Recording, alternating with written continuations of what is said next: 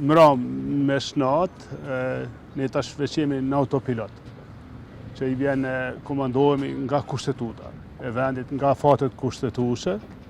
Dekreti është rrjedhoi e këtyre afateve, pra është i drejtë, dhe çdo aspekt tjetër, pra i eqes përpara duhet bëhet në bazë të kushtetutës, afateve kushtetuese, edhe ne e respektojmë dekretin, pra respektojmë si tillë.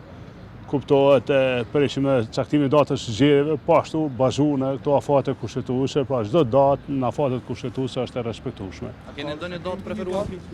Ju thash edhe ne jemi në autopilot tash. Çdo gjë është me afate, 30 ditë që e dini u kry dje me snat, ka qenë afati 30 ditor, para 30 dite me u kry mandati është dashur muzej presidenti.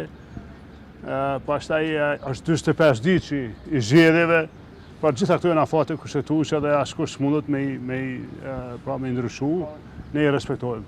Ka dhe një lëndë gjykatën kushtetuese që është dërguar brenda i lëvizjes vetëvendosjes, çfarë mendoni ju?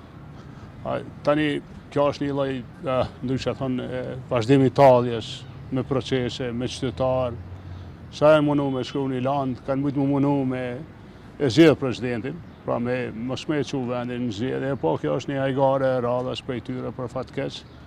Unë mendoj që edhe gjyqtarët kanë mjau këtu me hajgare përgjigjen, se nuk ka akt më të lartë se sa dekreti i shpërbërjes kuvendit dhe s'ka palë tjetër që ka rol më kur fillon autopiloti, kur fillojnë afatet kushtetuese, kjo është një hajgare.